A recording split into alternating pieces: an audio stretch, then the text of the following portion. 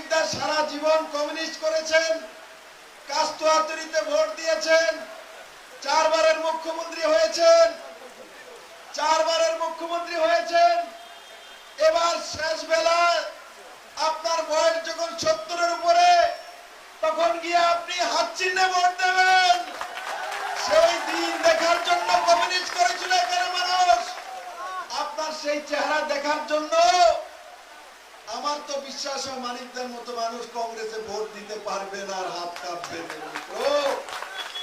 আর কমিউনিস্টের যারা নেতা প্রকৃতপক্ষে কমিউনিস্ট করেছে, এরা কোনোদিনই হাতের মধ্যে ভোট দিতে পারবে না। তাহলে রাস্তা খোলা, আপনাদের ছেলে বিপ্লব দেব রয়েছে, নরেন্দ্র মোদী রয়েছে, আসুন পদ্ম বলে ছাপ দিন।